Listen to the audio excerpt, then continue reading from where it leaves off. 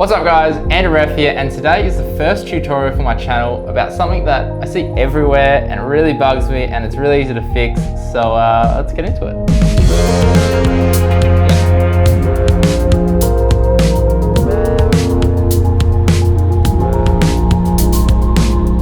So the biggest mistake I find when people buy either a mechanical gimbal like a glide cam or a fly cam or an electronic gimbal like say the Ronin S or a Crane 2 is that they think that because the camera is now stabilized that they can just do whatever they want and they don't actually have to work to get the shots. But in reality, it doesn't actually work that way, and there is a whole lot of terrible footage out there from people using glide cams, using gimbals wrong, and today I'm gonna help you fix that. So the best way I've found to learn something is to understand exactly how it works. How an electronic gimbal works is it actually stabilizes the X, Y, and Z rotational axis, which means that it's really good for those handheld shots where you're doing a whole lot of this, but not doing a whole lot of this. Because what a gimbal doesn't do is it doesn't stabilize the X, Y, and Z positional axis, which is this. So when you use a gimbal normally, the first thing you do is you grab it and you walk along, and what actually happens is you bob up and down. So the camera ends up doing this.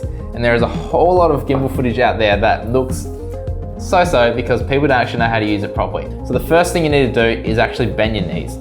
So by bending your knees, what happens is you kind of take a bit of that shock and you can counteract when you're doing that bobbing motion. The other thing you can do is that knowing that you're gonna bob up and down is you can actually move the camera physically up and down to counteract for the natural movement that happens when you actually go for a walk. What you're aiming to do is basically keep the camera on the same line. So as you're walking, instead of doing this, what you wanna do is you wanna try to keep it on the same plane.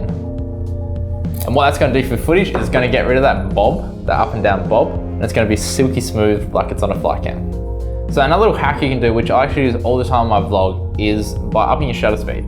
So generally when you're shooting, you want the shutter speed to be double what your frame rate is. So say if you're shooting at 25 frames a second, you want your shutter speed to be 1/50. So if you're shooting at 50 frames a second, you want your shutter speed to be 1/100. And that's just the general kind of cinematic way of getting a good amount of motion blur. Say you're shooting at 25 frames a second. What you can do is instead of doing a 1/50th shutter speed, you can up it to say a 1/100 shutter speed or say 1/200, depending on how shaky you are. And what it's gonna do is it's gonna get rid of any of the unwanted motion blur that happens when you're doing a bit of this or a bit of this. And what it's gonna allow is that when you use, say, a warp stabilizer in post, the edges of your footage isn't gonna be a little bit blurry, they're gonna be nice and sharp, and the computer's gonna be able to tell exactly where they are, and it's gonna be able to stabilize your footage a whole lot better. So another thing you can do is actually just shoot wider. So again, it's not gonna work in every situation because you might need to shoot zoomed in, or you might not be able to shoot as wide, you might not have a wide lens, but the wider you go, the less noticeable the jitter's gonna be. So you'll notice, like say if you shot on an 85mm, it's gonna be a completely different ball game to if you shoot on say a 12mm, and you're not gonna notice it as much.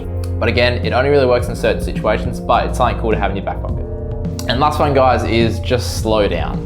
So by slowing down, you're gonna be able to focus on keeping your camera on that same plane. You're gonna be able to focus on not bumping it, not causing too many jitters. You're gonna be able to focus on rolling your feet, bending your knees, doing all that stuff combined. And I guarantee you guys, you're gonna get silky smooth footage if you implement just one, if not all of them. So guys, that is it for this tutorial. I hope you really enjoyed it. If you did, give it a thumbs up. I really appreciate it. And let me know in the comments below what your favorite tip was. And as always, subscribe for more videos like this, and I guess I'll see you in the next one. See ya. And last thing guys, thank you so much to Marco, this guy. Thanks man, it was awesome. For helping out film this this cool tutorial. Hope you guys enjoyed it, and hopefully we'll see Marco in future vlogs. You. Alright, see you in the next one.